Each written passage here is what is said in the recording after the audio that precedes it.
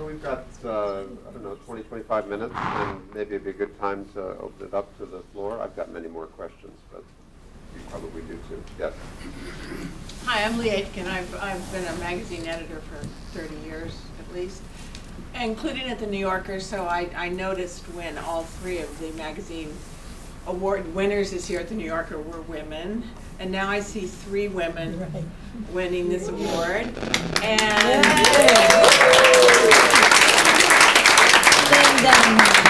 if you follow the statistics, women are still really underrepresented at the big thought magazines, and if you take out the times that they have to write about divorce and childcare and women's issues, they're even more underrepresented because they let those statistics in. So I would love to hear from these women who have done distinguished work on not women's ghetto issues, how they feel about, the progress that's been made, the progress that hasn't been made, any difficulties they've encountered. Well, I'm happy to jump in. By all means. The thing that makes me sad about the state of affairs, which I don't think is a very good one, is it's very difficult as a woman to decide to write about women because the ghetto is absolutely still there. So this is a book that I wanted to write when I was a very, very young scholar. It's a book my mother desperately wanted me to write and for years had begged me to write, and I completely turned my back on it because the cost as a young scholar of starting off writing women's history, it's a very, very high price to pay. And yet I have things to say on those issues. That makes me sad because I think that it really shapes a lot of women's careers.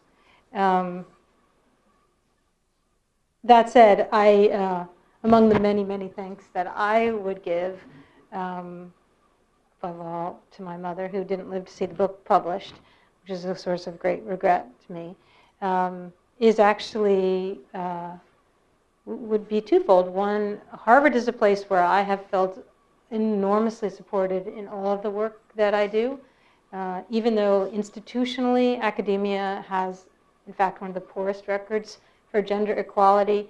If you look at, if you correct for childlessness, so the price of being a successful academic for women is almost invariably to not have children. So a lot of new, really good social science research looks at what appears to be gender equity among the tenured ranks, and it turns out that it's men with children and women without children. That's the population who has tenure. But my own experience here has been incredible. And I guess even more so, my experience with the New Yorker has been incredible, where I have been able to write about all kinds of things, and I have never felt pressured to occupy the ladies' corner, which is I think a quite unusual circumstance, frankly. Anything, Sheri? Yeah, no, I also feel really fortunate and like I stand on the shoulders of women who fought the fight and have been lucky not to face too many problems. I write about what I care about, and I feel lucky, but I have a good friend who started something called the Op-Ed Project, which is sort of meant to try to rectify some of the lack of, or the dearth of women's voices in top opinion outlets. And so what she found, Katie Ornstein, was that the level of submissions to those outlets roughly matched the gender balance of the output. So it wasn't that the editors were turning down women more. It was that women were not putting themselves out as experts, didn't feel as competent in doing that. And so the Op-Ed Project is aimed at getting women to see themselves as experts, and it's apparently been really successful in that. And that I do remember when I was heading toward a medical profession, and I decided I wanted to do an MD PhD program, and I went to meet with in college, the head of the MD PhD program at Michigan, who had been there for decades. And we sat down, and he said, "This is not a program for women."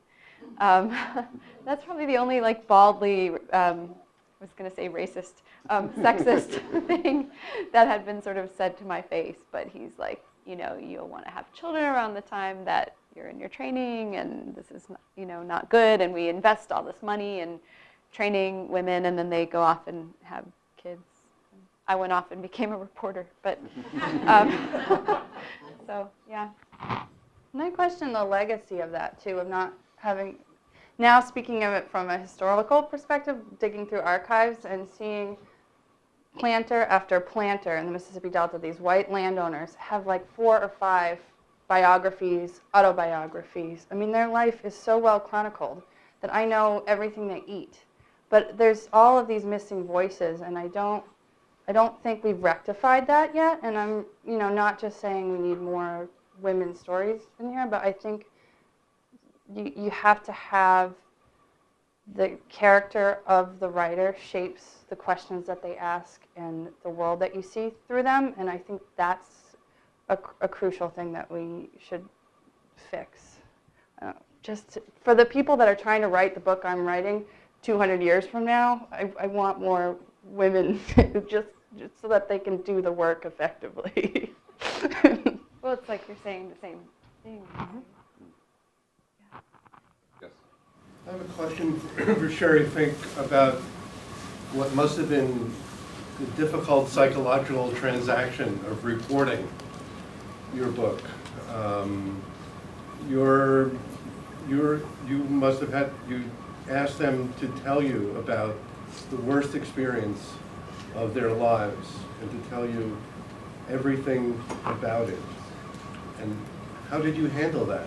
Not just getting them to talk and feeling comfortable to talk, but maybe how did you handle your own reactions to all the bad news that was coming across? I think my first book on a genocide gave me good practice, because that really was the worst of people's lives. Like, it's weird when you talk to people who go through real crises like these, but who have some agency, so people who have been able to act as doctors or nurses or in any, people carrying people up for rescue. They say it was the best and the worst moment of my life. And so there's some sense of purpose that people have in that acute crisis. In fact, people sort of get depressed in the time after that occurs more than even at the current time. But I think, yeah, I think it's really important that the skills you learn as a doctor in terms of listening to people non-judgmentally is really important.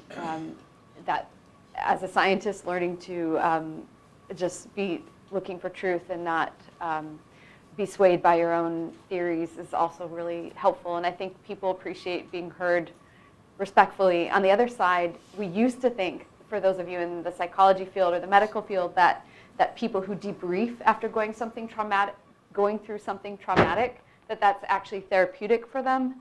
And now we find out that may not be true. And so we, as journalists, don't get to feel as good about, I'm letting them talk, and so that I'm doing something good for them. We have to realize we're doing it for ourselves. And so there's some, or hopefully for the larger good of getting the truth out into the world and other people being able to benefit from it.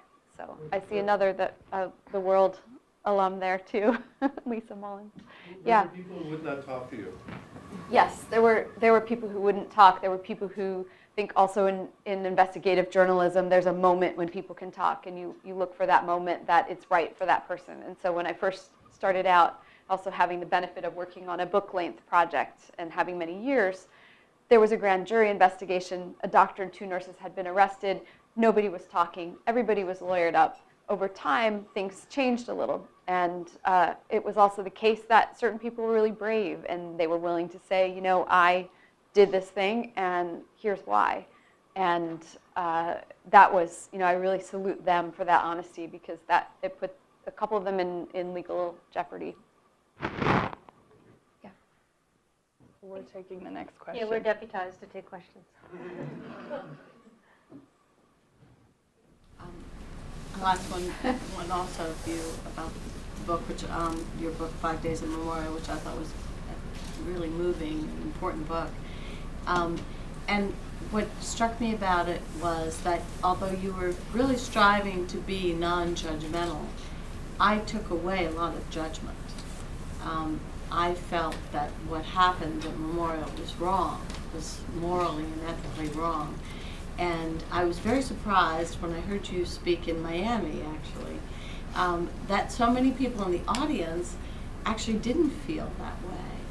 And I wondered about that experience and what you take away from that as a doctor, you know, as a reporter, as a human being, that how people can come away from the story that you told and feel that what was done was acceptable.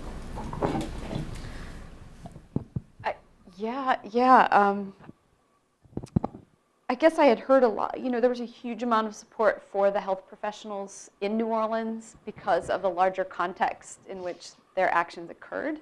I think a lot of people just felt that they supported the doctor and the two nurses because for a while it was not, in polite society, you couldn't even admit that there could be any truth to the allegations. But then I think there were some people who went a step further, and so very early on I was hearing people say, yeah, you know, they did this and it was right. We have this whole strand in our society too with the way that we value human lives, and there's a lot of people who feel that we put way too much effort into saving people who are older or disabled, or, I mean, in public health, there's this concept of disability-adjusted life years, and this idea that you weight the value of a life differently if that person is in a wheelchair or has some other, you know, disability. There's a lot of ageism in this society, so we have to realize that people have different values, and that some people strongly feel that that we should focus resources in a more utilitarian way, and that, in fact, what the doctors did in this case was to hasten the deaths of people who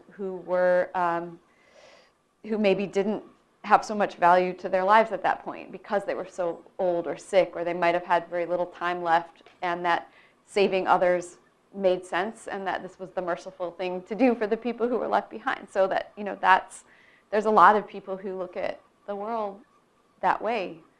And maybe there's a little danger to it, and we see in the book how the justification for the first hastening of death, which was a lady who really had very little time left and would be very hard to move her, all the way to the 20th, who was awake, alert, fed himself breakfast, expressed the desire to be rescued, and happened to weigh a lot and was paralyzed.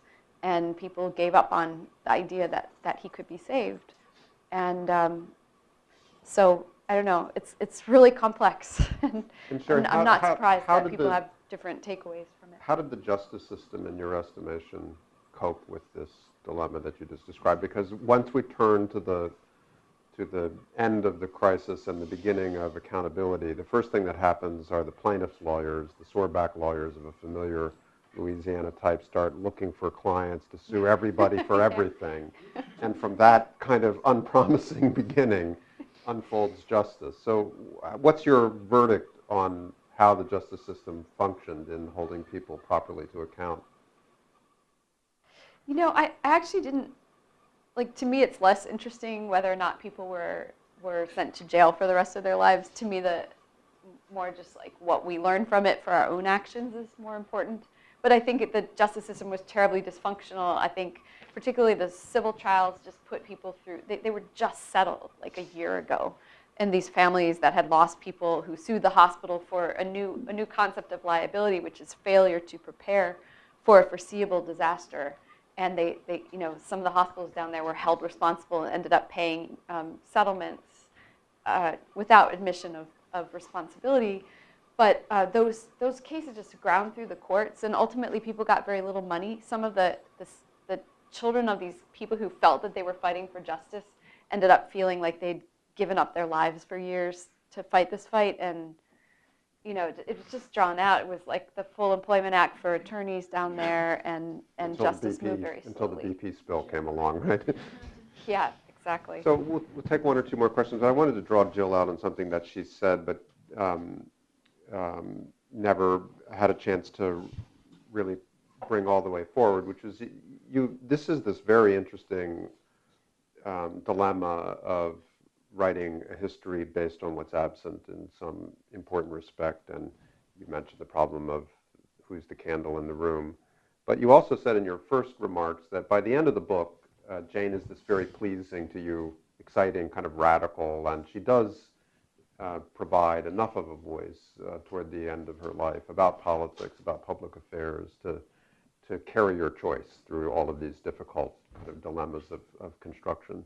So describe her voice. What did she have to say about 18th century politics that surprised you, that really excited you when you first encountered this as a subject?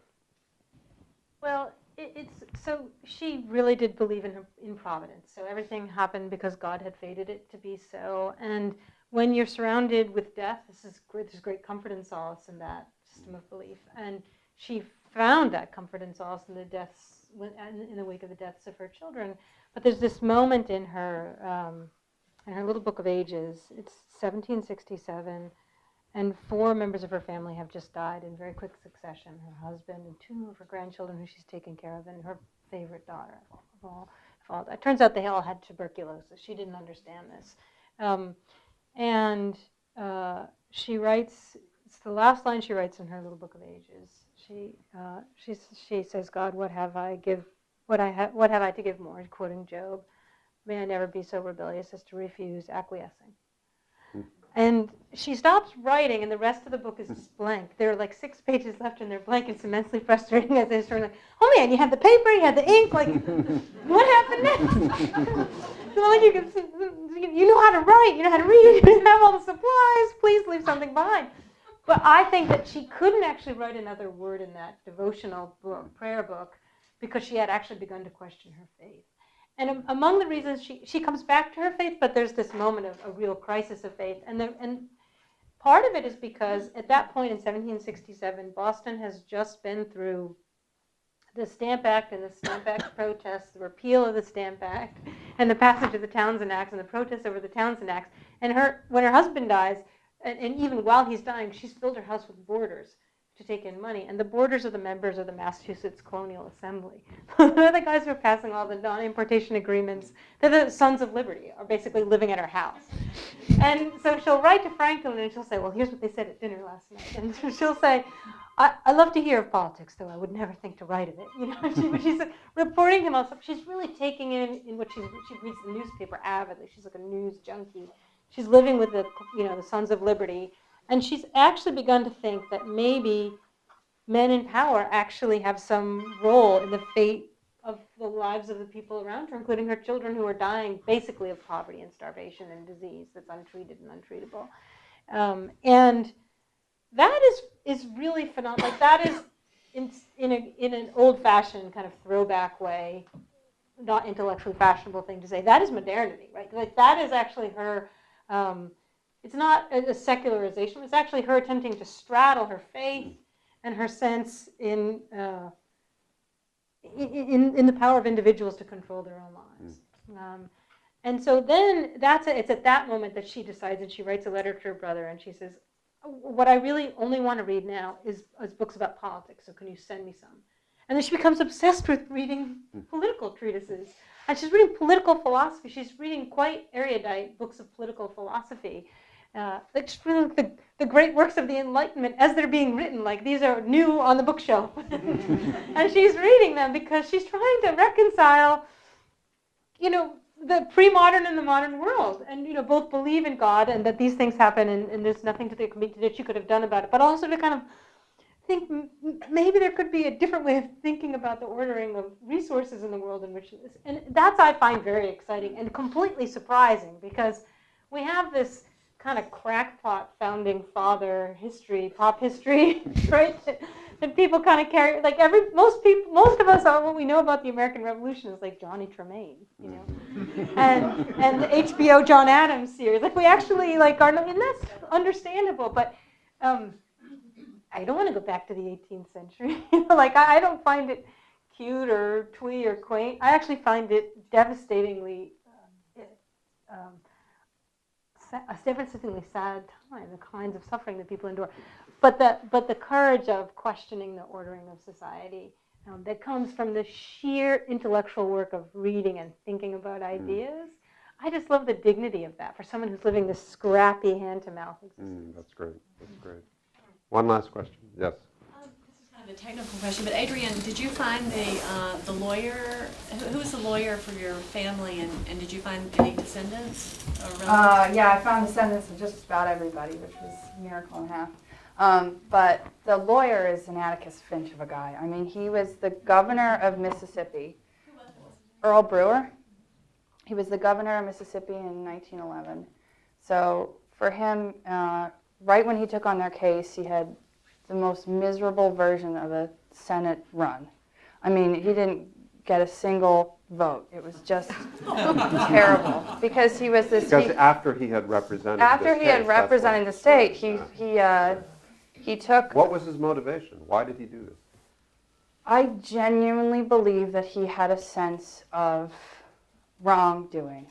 I actually think his time in office changed him. He watched the structures of the society that he was from, how sick they were. I mean, his lieutenant governor at the time was using the labor, the conscript labor at Parchment Prison, the convicts there. He was using them to produce cotton, which he was selling in Europe and profiting from. I mean, this is the guy that is supposed to be his right-hand man. So Brewer, the lawyer, actually takes his lieutenant governor to court, along with 1 million of his henchmen, who are all staunch, white supremacists and big old Dixiecrats. And I think he just watched this happening, and his daughter received death threats, and he actually had to hire a bodyguard for her. She was in middle school. So I think that, in turn, sort of he watched that happen and saw a sense of wrongdoing in this family. And he actually became governor. His whole model, which was the sort of political rhetoric of the time, was sort of out with the Chinese. Chinese must go. And it got a huge working class. A lot of all the other immigrants were against the Chinese because they were basically the scabs in the labor force nationwide at the time.